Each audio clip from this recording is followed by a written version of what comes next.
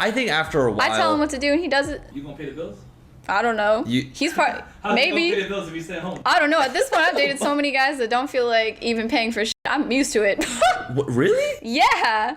Girl, everybody's like 50-50 lifestyle. And I'm like, okay, but it's more like 60-40 now. Now it's going 80-20. You know, I'm paying for everything.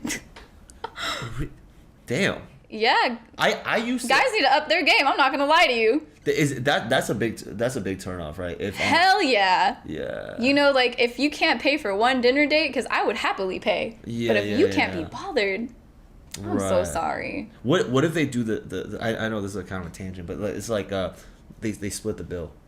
Okay, a lot of people do 50-50, but are they ever going to pay for one thing themselves with you? Like, for... Oof. Yeah, that's what I'm saying. Like, when you start off 50-50, I already kind of know it might be a red flag. Because it's like, I would spend so much money on my partners. Yeah. And it's not reciprocated. I'm not having that. Here's what I realized. If, like, the vibe is great on the first date. Yeah. And I think it's like, yo, like, I kind of like this girl. I see a second date. Yeah, I'm paying. That's what I'm saying. Like, like if I liked the guy probably maybe a little more than he liked me at first, I'd be okay with paying. I think it's kind of a two-way street. Right. But I before, though, I feel like my younger self, give me like 2-3 years ago when I didn't have a girlfriend, I'd be like, she would pay everything. Yeah, I'd be like, hey, listen, let me see what you working with, you know? Oof. Yeah. I mean, honestly, but over the years, by having a girlfriend, it just teaches you so much. It sure does. But I think paying for a meal, it just goes like such a long way. Yeah, like if we go to fucking like a not even a fancy restaurant, and you don't have Applebee's, you don't have $30. You don't have $30 in your pocket right now. Okay. I'm asking you to pay because I want to make sure you have a job.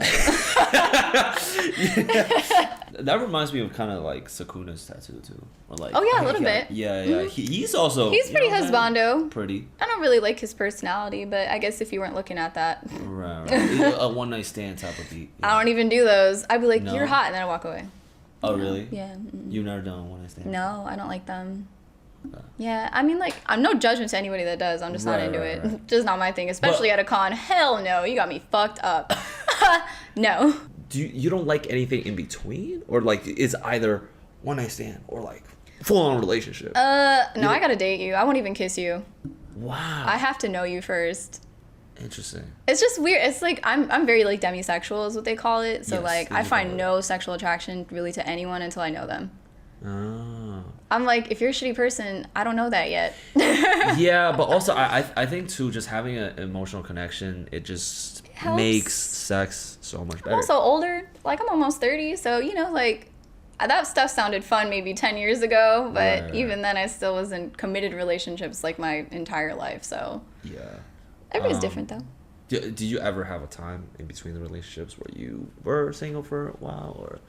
Yeah, I was single for maybe like 6 or 7 months between one of them.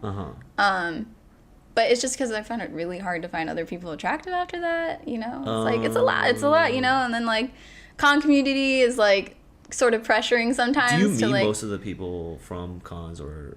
Shockingly enough, yeah, sometimes. But it's usually the conversations happen outside of the con. So, like, you meet them there, and then they follow up and, like, you know, message you back, that kind of thing. So, like, that happens a lot. That's how I met 2 of my exes now.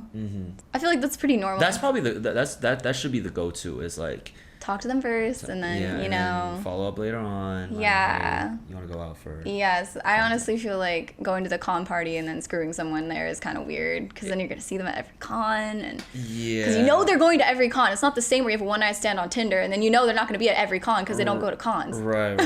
Or, you know, you could... It's tough. Those girls are emotional, let me tell you. It's drama. There's a lot of drama. So it's just like, it's a scary world. Scary world to jump into because you will see them again. You will see them again. It's a small community. It's a very small community. Unless you do an AX, then you know you got everybody. And you only go to AX and you'd never see them again. So yeah, AX is fun. But you go to some of the smaller niche cons, you will see them again. Oh yeah, honestly, like most people that are like really into cons go to almost every con they can go to, like fly to them or just be a part of it. So it's like. How long were you part of that community? I'm still part of it. I just don't go to as many now. I was flying around for about 3 years. 3-4 years. I actually stopped going to like a lot of the bigger cons just because I was like, Yeah. I don't know. You just get tired of it. You get a little Yeah. burnout. So Yeah. you know. Every time you go, you know, it's 2 nights of hard drinking, Oh god. and like throughout the con too. Yeah. I remember Hall Mat. I was done for one of the days. I couldn't even get out of bed till like 4. Damn. I was like, damn, I missed the whole con. On Saturday, the best day. Yeah, and then you got like the photo shoots lined up too, right? Yeah, someone asked me and I was like, no. Oh, I have a question. Yeah. How have you ever gotten creepy photographers? Oh yeah, all the time. And what's been like the weirdest, creepiest encounter you've had with a photographer?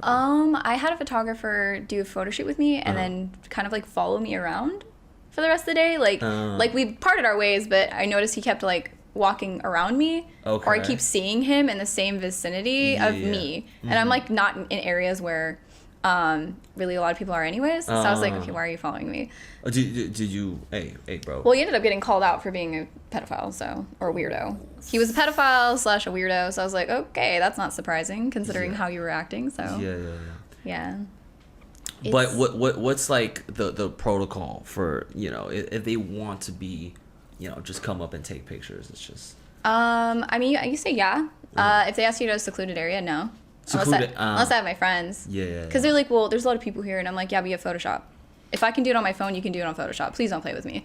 Like, Yeah. So it's like, I just really think that in general protocol for women in general, like, don't just go with anybody that you meet. Don't just go and walk over and be like, yeah, I'm going to go alone with this weird guy that I just met who's vastly older than me. Yeah. They're always old. Mm-hmm. Yeah. Well, I don't know. Like you never seen like a young 18-year-old. I mean, snapping. I do sometimes, but you can't afford it at 18, I don't think. You see those cameras? They're like freaking $5,000, and they got a little big ass lens on there, only to take some terrible pictures. Have you ever done like a private photo shoot? Mm-hmm. Yeah. Yeah, I do photo shoots all the time. Like I do like lingerie shoots and cosplay shoots. Yeah. But I mean, they're reputable. They have name. You know, they're known by There's people. reputable. Right. Yeah. Right. Okay. I don't just do random photo shoots with random people. Yeah. Okay. But there hasn't been a bad experience with those. The ones with No. If there was, I would be flaming their ass all over the internet. Yeah. They would get dragged so fast. So yeah, I think that's another thing. Like with dating in the con community too, you have to be careful. Mm-hmm. You know, And that's Gotta be I feel careful. like a lot of guys would try to slide on girls by just being the photographer. oh yeah, it's a very common practice. Yeah, because it's like, all right, word, I'm already seeing her in something sexy, you know, like. Or let me get a photo, and then they grab your ass, and you're like, wow, okay, thanks for that. Smooth. So smooth. Oh man. Yeah, it's not uncommon. So. Talk about approaching girls. I can imagine. Yeah, I mean, let's talk about that. Yeah. Okay. Yeah. What's been the best? What's been the smoothest approach? What's been the not so smooth approach? I think a smooth approach is usually to come up and like compliment their cosplay. If they're cosplaying, it's a really easy icebreaker. Yeah. Because then you already have a conversation. Pickup lines, yes or no? No. No pickup lines. No, God, no. What if they're good? I don't know if I've heard a good one. They're all cringe to me. Maybe some girls are into it. I'm like, okay, I'm not talking to you anymore. Is the whole relationship about to be like that? No. Thinking into the future. I'm already thinking about it. See, no, I'm 10 steps ahead. I'm not, Yeah. no.